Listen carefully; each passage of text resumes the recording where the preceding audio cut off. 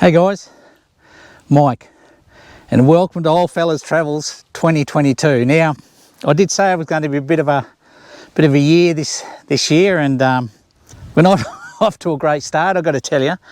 So, I've already made a video, probably certainly all this you guys have subscribed, but most of you would have seen the video that I did on what's going to be happening this year and what the plans are. A little bit late getting started still now.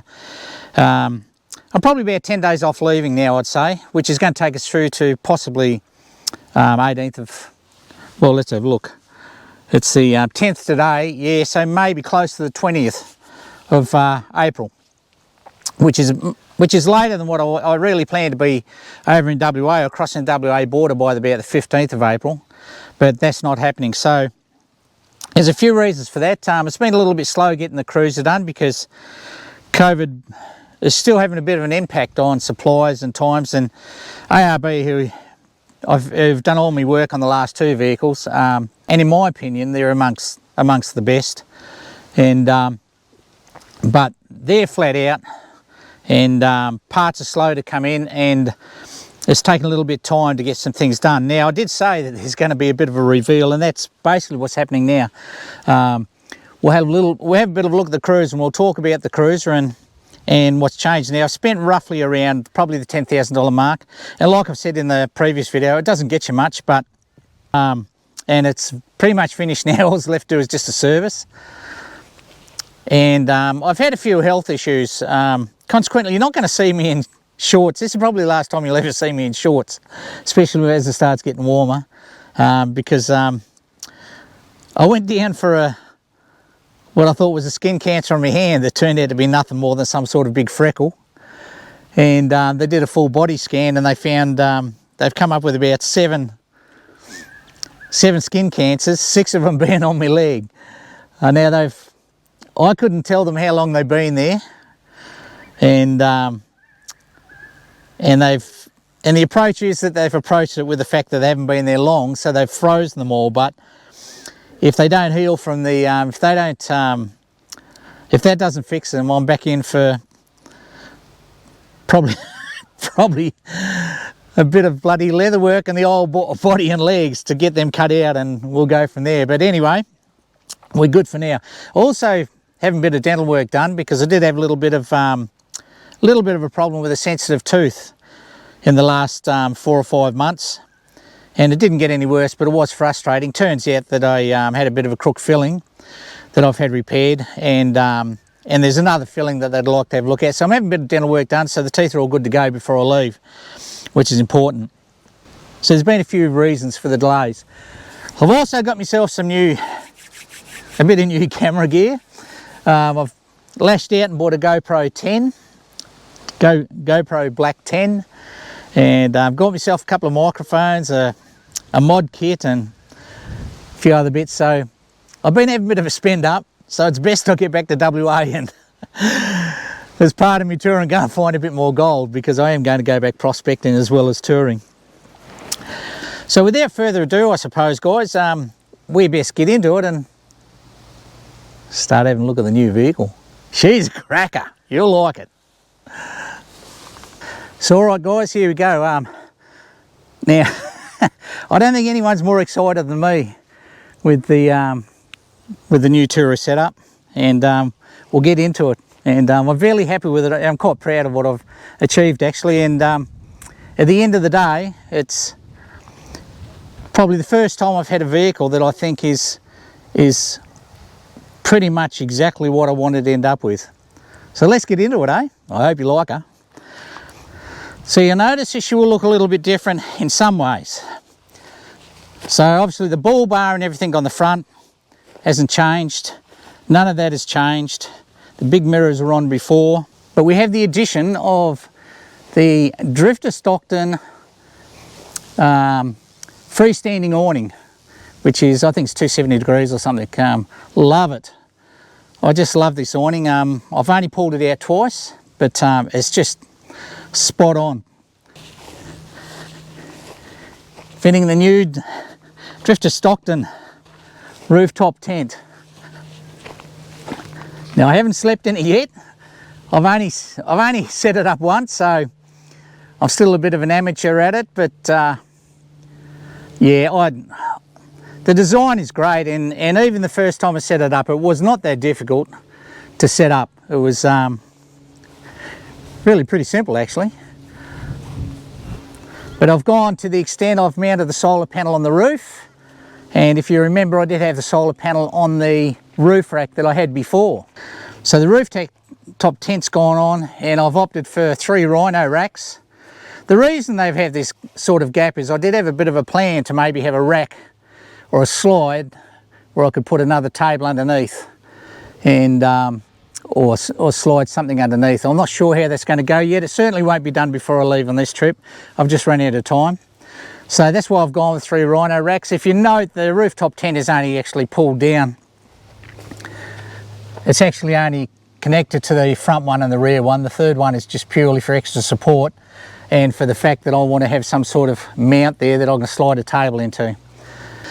I've also changed and decided to go with the ARB AR Max.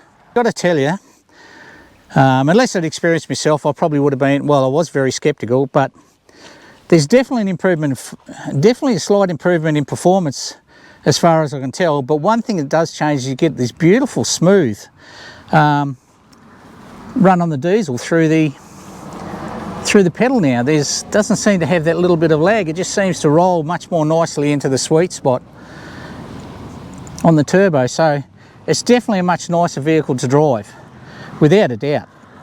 I've also done the GVM upgrade.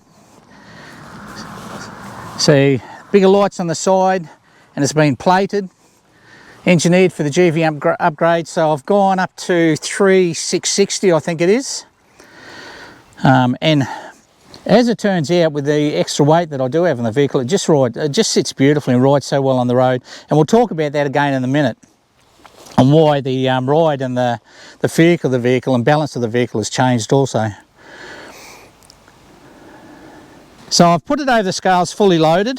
I'm fully loaded for the trip now. I just did a full load, water and everything, and I ran it over the scales, and it came in at 3,120. That was with half fuel tank and no passenger, and except for Barnes, of course. But I need to allow for a full fuel tank, and I need to allow to be able to have a passenger in if I need. So 3,120, that pushes me about 100 kilos over, I think, the standard GVM.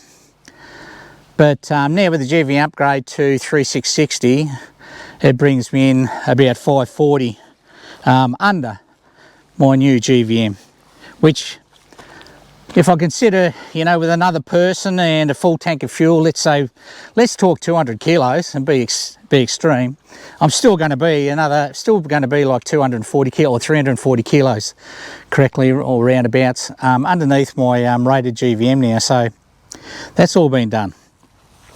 So that's about it for the outside. Now, a Kmart bar was going to go on the outside at the rear, because I wanted to carry 2 water jerry cans, or fuel if so warranted. Water. Now, I didn't want to put a water tank in, additional water tank, because the problem with that is when you're as remote as I am when I'm prospecting, it means you have to drive your vehicle all the way back into town to fill up that tank. So I've opted for a different solution, which we'll see how it goes, and maybe a little bit normal. Some people may like it, some people may not, but it does give me the capability to throw a couple of jerry cans to somebody that's going into town and grab me a bit more water. That's about it for the outside now, how it is. And you've got to admit, the Cruiser's looking good.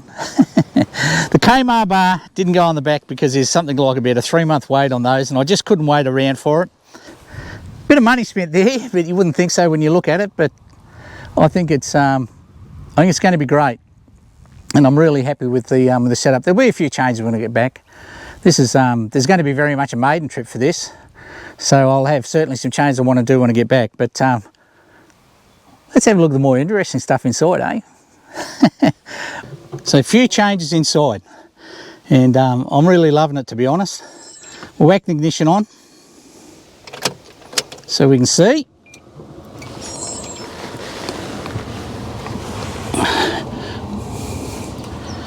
And actually I'll crank her up.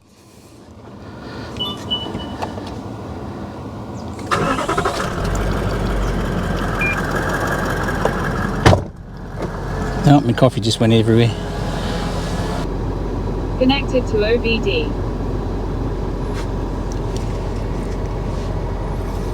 I've put a head unit in, a new head unit. It's an Android head unit and I love it. So if you have a look, I used to have dual scan gauge 2 gauges, and the more I travel, the more I got, well, for want of a better word, but the shits with clutter in the vehicle on the dash. So I've gone for a much cleaner look now, and I really do like it. But with the installation of the Android center console, and it gives me reversing camera, which is just an absolute must. Geez, I've been longing for a reversing camera, and consequently I reversed back and put a small branch through the rear window not long before I left. But this gives me everything with the dongle that comes with these units that plugs into your diagnostics port under the dash, and read only communicates. I've got it set to read only, but read only communicates to the ECU in the vehicle. I can have all my display there and everything and more that I had with the scan gauge 2, and this just works brilliantly. But temperature is one thing that'll kill diesel. You know, you've got to keep an eye on your temperatures. Exhaust gas temperatures, another must. Load, which is basically the stress that you're putting on your vehicle. I like to have that there so I can manage between exhaust gas temperatures and load on the vehicle. Give me an indicator of how hard the vehicle really is working. Distance to empty calculated on the average fuel distance and the real-time distance. I reset that per tank. And this other exhaust gas temperature here that is which comes from sensor 3, which is actually, this being a 2020 model, it has the DPF. That will show me the, generally I can see via the dash, there's an indicator that shows you when there's going to be a burn or when it's doing a burn. But it doesn't indicate temperatures, and that'll show me the temperatures that my DPF is running at when it does a burn off. So it runs up to sometimes around 660 on a burn, and that's Celsius, which is pretty extreme. And I've got to tell you, I was taken back when I seen how much it was, but I can read the temperature. So I suppose a lot of people are going to say, but you know, why does it matter? Engine operating temperature has been reached. There we go. But a lot of people may say, you know, why would you even bother? You know, a burn's a burn. They all do it. But when you're travelling remotely, and sometimes parking in grassy areas and that, before I pull up to park, I always have a look and see what the temperature status is of the DPF. Because if it's doing a burn, I'll let it do the burn, and then I'll park off the you know, away from any longer grass until it cools down. Maybe overly cautious, but I'm very conscious of that amount of temperature, and certainly on dry grass. So it's just a thing that I do. It's the way I am, guys, but that works for me. In the passenger seat, I've had a, and I did throw a quick review of this up, I think on Instagram I might have done, but you can see there that I've had a canvas seat cover made, and luckily I've got a son-in-law who's a canvas maker by trade, and what I really wanted was I wanted a new seat cover because the other ones weren't cutting it, they were just falling apart. They couldn't deal with the hard going that they were getting, and what I wanted was a seat cover, but I also wanted a seat cover that would allow me to store something. So I've had these patches sewn in for the items that I would normally be floating in on the front seat, and if I hit the brakes too hard, they roll down on top of barns, and which was far from ideal. This allows me to secure the stuff that I would normally have on the front seat, such as radios and my GPS locator when I'm prospecting and such. And it also gives the seat protection. But the reason I went for this method, I used to have a seat organiser on the front. But the problem with that is if I ever had a passenger want to jump in a ride with me, I'd have to unclip it and pull it out and stuff would go everywhere. Whereas in this case, I can just pop those items out into a small bag, throw it behind the back seat, and there's a seat that's comfortable enough there, because those pockets will collapse, obviously, and it's comfortable enough there for somebody to ride in the passenger seat. And share the floor space with Barnes, of course, because that's his spot. Fire extinguisher mounted under the seat now, with a bracket from Core, I believe it was, and nice and handy, out of the way, easy to get to if I need to get to it in a hurry. So I've also got a fire extinguisher mounted over the back as well. But there's sort of the change of front. I've gone for a new tyre pressure monitor. A number of reasons for that is, one, it's solar powered. You can power. Disconnected from OBD. It's solar powered. I mean, you can power it from the 12-volt socket, USB and such, but this is solar powered and it seems to be holding up so far. And one of the things that used to frustrate me a little bit with the other tyre pressure monitor was it didn't allow for airing down. And so I just used to let it alarm and just cancel the alarms. This particular monitor here allows you to have 2 lots of settings. So you can have settings for when you air down, and you can have settings for when you're on the road at normal tyre pressures. And it's just a matter of 5 clicks of the, I think it's the set button, and I'll swap between those 2 modes. You can see how much tidier the dash and that is inside, you know, like the cable's gone. Oh, you might notice no crack in the windscreen, guys. New windscreen's gone in. It'll never be that clean again. They only did it yesterday.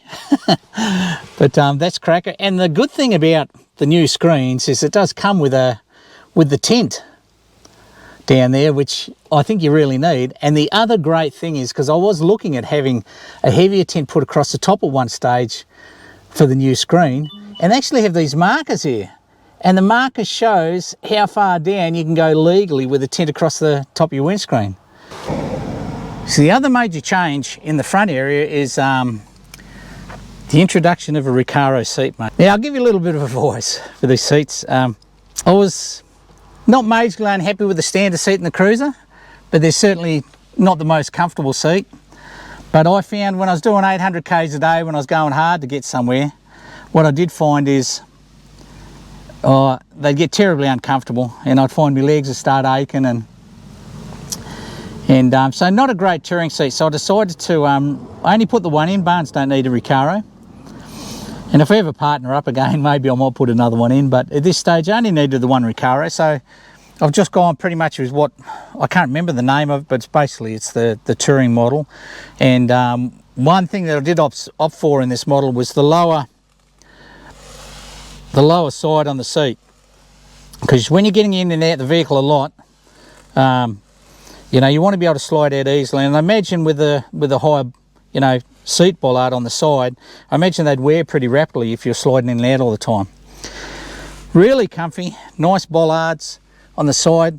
I got the medium, which fits me really well. I didn't get the adjustable bollards. I just went with the probably the poverty pack, you could say, in the seat. And but by geez, guys, it's comfortable. But I'll give you a tip. If you choose to go for a Recaro, I probably would have gone, if I was doing it again, I probably would have opted to go that one step up and get the adjustable bollards. But this happens to just fit me very well. But I wouldn't want to put on 5 or 6 kilos, and she might find it a little bit firm. But I love this seat now. But I'll give you a tip. When I first put it in, the first day I drove in it, I thought, oh geez, I don't know if I've done the right thing. But it's like beer, you know. It's an acquired taste. And after I'd spent a couple of hours in it, I just thought, Jesus, this is the best decision I've ever made. I've got to tell you, I'd never go back to the old seat. It's just so comfortable, guys. And when you get a bit of rough turf, I've got to tell you, it really does lock you into the seat. Makes it much more comfortable. Why did I choose Recaro? Well, I'm a little bit old school, and to be quite honest, you know, ARB have done a lot of good work for me, and they've always looked after me, trying to get things done for me on time. And I found them really good to deal with, and there's probably a little bit of customer loyalty, I'd say. I mean, I wouldn't say I didn't look after. There's a couple of other seats on the market that some of the other tourists are pushing, and they're certainly interesting and that, but I do like the Recaros, and it was a little bit of customer loyalty, to be honest, with ARB here in Toowoomba. And I wouldn't imagine I'd be going anywhere else for any of my work, guys. They really have looked after me well, and they have the kit that I think is amongst some of the best. So the back, I won't pull all the gear out of this because there's quite a bit in there, but we will talk around it. And I'll put some photos up in the video, probably around about this point. So there's a frame that the back seat's come out, and there's been a frame built that goes under, that replaces basically the back seat. You can see the square front on it. This section here actually folds up, and I've got stuff that I hardly ever use, like underneath there. So the compressor's under there, by the way. There's a fair bit of storage under there, and quite a bit of stuff in the gear here. There's another fire extinguisher under there. That's one of these strike fire extinguishers. I've got a blanket there, a fire blanket there. Got the a bag there, just to throw bits and bobs in that I might want to grab. My detector's sitting up there. Underneath that, I've got the Wildlands awning for the rooftop tent. This box here seals up. It's food container, carries a month's worth of food in there without the stuff that doesn't need to be cold. So down the bottom here, I've got a few other bits and pieces. There's a few tools in there, miscellaneous stuff in there, my drones there, my Air 2 and my Drone 2 Mini, my camera bag in the centre, and a few other bits and pieces thrown. The old Barnes' bloody drinking bowl, collapsible drinking bowl. One thing I've had to do, guys, is I really had to start considering space, and so all Barney's bowls are collapsible. My bucket's collapsible. I've got a canvas bucket. So things have changed a lot, and it's going to be interesting to see how it pans out. So same again, takes the full width, my detector and the awning. Here is the mat. I can't remember what these are called, heli mats or something, but I bought this from Drifter actually, I think. But regardless, it's one of those mats that you can put down and dirt and sand will go through it, but won't come up through it. Very good for the beach. I'll talk about this solution in just a minute. So I'll just move a couple of items out of the way so we can see. So this is the Drifter dash bag that you normally throw on your back with the Velcro sewn to the back of it. That's just here for bits and bobs for the electrical system. So in there, you know, fuses and maybe, you know, a couple of little tools that I might use for some of the electrical stuff and the like. Now down in the centre, in the recess down there, is a 700 watt inverter, the solar intake for the solar panel to keep the battery charged. 240 volt, I've simply just, with this board here, and I did all this myself, guys, but I did go to an auto electrician, and I asked one of the autos there to have a look over it and make sure I haven't done anything stupid and the cables were appropriate and the fuses were appropriate, and they said, yeah, no, she all looks real good. So I'm happy with that. 2 charge points down there on that board that I've mounted. Individual switch just on a power board in there. The remote control and I did go with I decided just to give Kick-Ass a crack with their electrical gear, and I did actually go for a 700 watt Kick-Ass inverter, which are a good price, because the old costs soon run out of control, and I started to get a bit nervous on how much money I was spending. Well, hopefully I'll make a bit more money back in the goldfields this year. Anyway, remote control for the inverter, so you can see we turn her on. She'll pick up the voltage from the battery, show the voltage that she's going to be pushing out. So that's it, very good. So I can deal with all my 240 stuff now, 240 volt stuff now. So all the gear that I need to charge from 240, I can now charge in the vehicle from the inverter. This is the only thing that's wired directly to the auxiliary battery, to the house battery, guys, is this, because it's a recommendation to have the inverter as close as possible wired directly to the battery. I'll just turn that off. We don't want to be drawing current while we just parked here in the shade. So I chose to go with the Egon DC hub, and I've got to tell you, I just love it. It made it wiring up so much easier. There's plenty about this on the internet. Keeps very short cables. Everything's fused in here, and there's an LED on every fuse, so if you do happen to have an item go down, you're not chasing cabling and fuses. It's all in there, so that's I'm really happy with that. Compressor runs through that. Battery in here. On the battery from the battery to here is fused at 150 amp, and then anything up to 25 amp along here, you know, such as I've got my fridge running off here, some of the power sockets running off there, and there'll be a couple of lights going in here and a couple of exterior lights. It just hasn't happened. It may happen on the road, guys, but I just don't have time to get to that point with everything else that's been going on. You can see I kept this shelf fairly short because I wanted to be able to drop stuff down here. So here's my rooftop tent ladder there, collapsible container for water. There's a hose there for showering.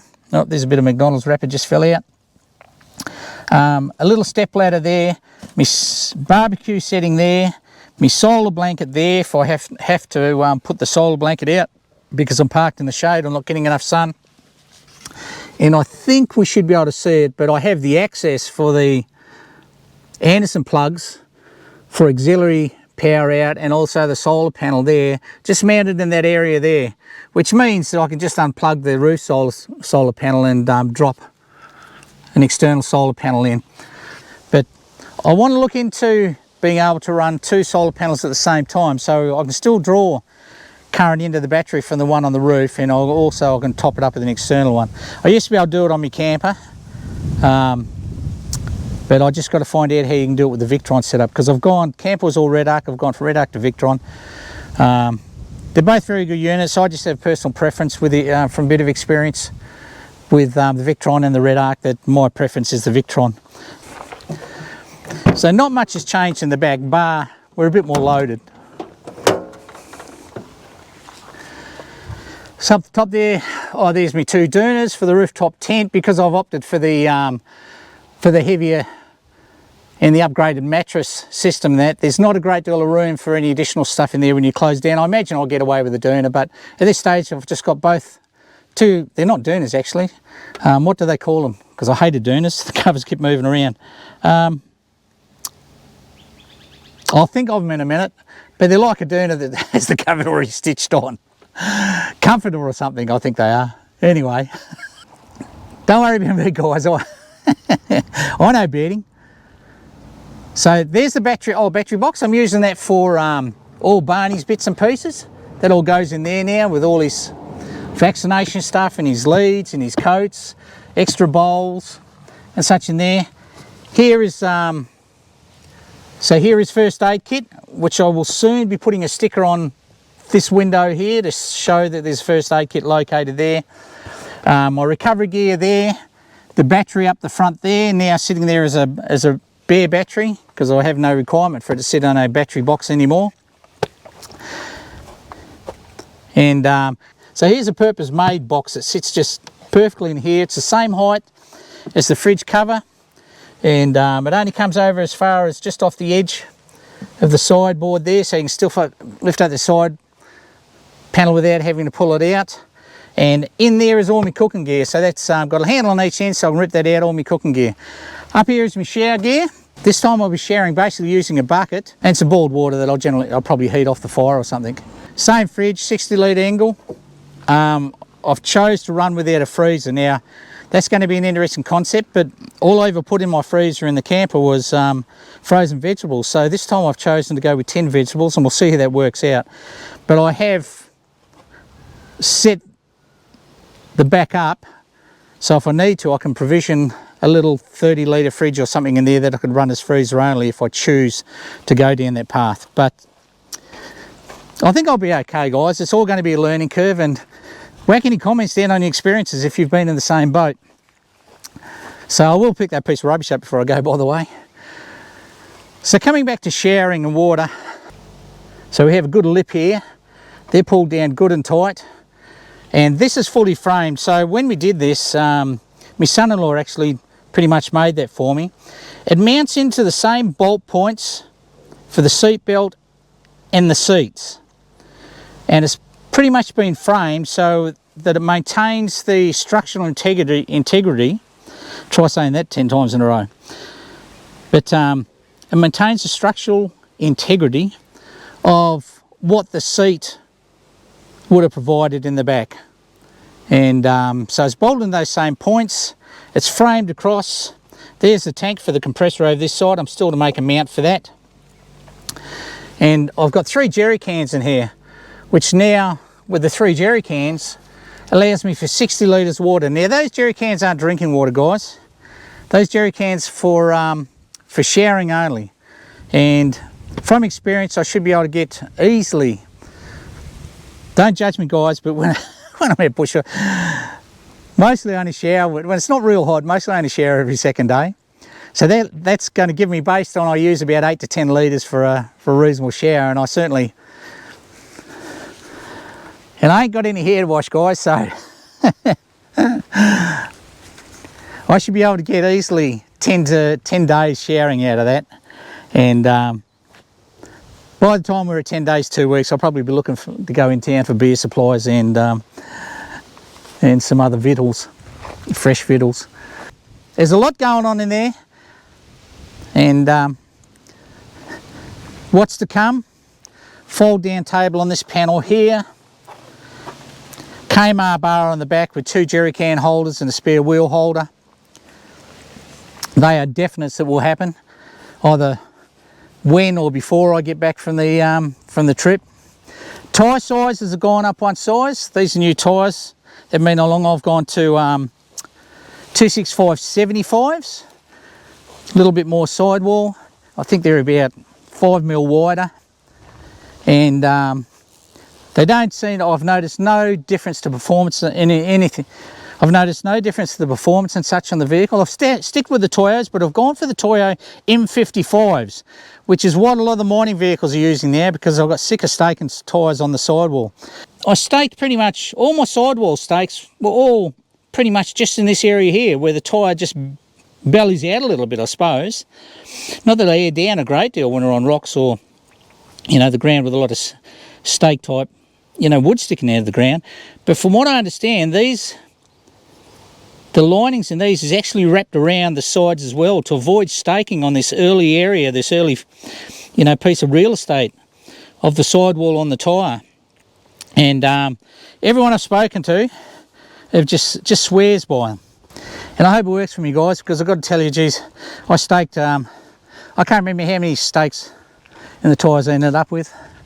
And actually I staked my first tyre pretty badly in the sidewall with actually was a cut from a sharp rock driving across some shale, and it only had about 5,000 Ks on it. And that was the Toyo Open Country, which are a very good tyre, but I think for the type of work, if you're out in the goldfields, especially up where we are, with the type of tree roots you have up there, I think you've got to be very wary, very careful of where you drive. I had no trouble with the Open Country 2s at all in all my other travels. I only ever started suffering with staking your tyres once I got out in the goldfields around Leonora. Okay guys, I know it's a bit of a long-winded video, but there's a lot to talk about, a lot to show. I don't know how to do it yet, but I will work out how to do the like the chapters on the bottom, so you can skip to areas that you may be interested in, and you know, save you having to sit through the whole lot of my jibber jabber on. You might already have a rooftop tent, you're not interested in looking at that and the such. But a lot of changes, and there's a lot going on with the vehicle. There's a lot of, I could not believe how much gear I can get in that vehicle now. And with the GV upgrade, I've still got 540 kgs to play with, so plenty of room for a full tank, an extra carton of beer, a slab of water, and a passenger in the front, and I'm still well under. We might go to fast mode there, guys, and bear with me. I might be a little bit ordinary, but let's just do a setup of the awning and the rooftop tent and just see what she looks like and how simple it is to set up. Now remember, this is only the second time I would have set the awning up, and only the second time I would have set the rooftop tent up. So let's get set up and have a crack at it, and hopefully I don't embarrass myself. All right. So okay guys, I've got the stopwatch going. We'll see how she goes.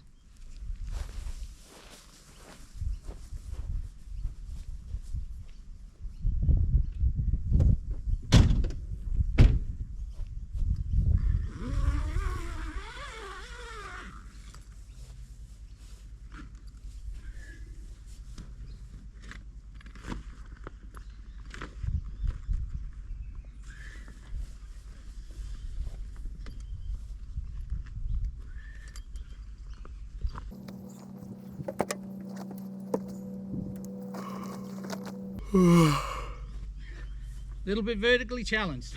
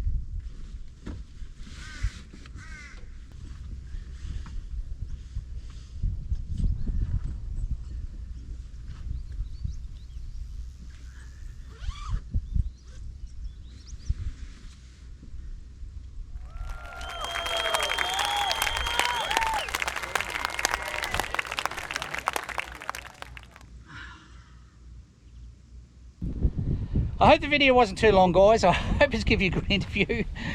Maybe get a bit of a chuckle out of how proficient I am at setting up the rooftop tent and the awning, and I ain't going to video putting it away.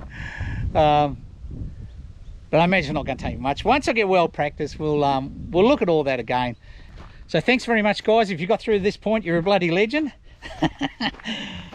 And I appreciate your tolerance. And don't forget, guys, if you have enjoyed the video, even part of the video, give it a like. If you haven't subscribed, it's still got to be a 70% of subscribers, of viewers that, or maybe more that aren't subscribers, but they are returners. I really appreciate a subscription, guys. So I'm close to 400. There's a milestone. 500 is even more of a milestone. If I can get to 1,000 subscribers, I'll what will I do? I'll do my special happy dance that I do when I win a game of pool. That'll be something. That'll be something worthwhile seeing. All right, guys, take it easy. Be very sun wise. Look after your family and friends, and be humble and kind to each other. I'm a big believer in that, and you know it's important. If you're still watching the video at this stage, it's gold. Thank you very much. Catch you on the road. Cheers, guys.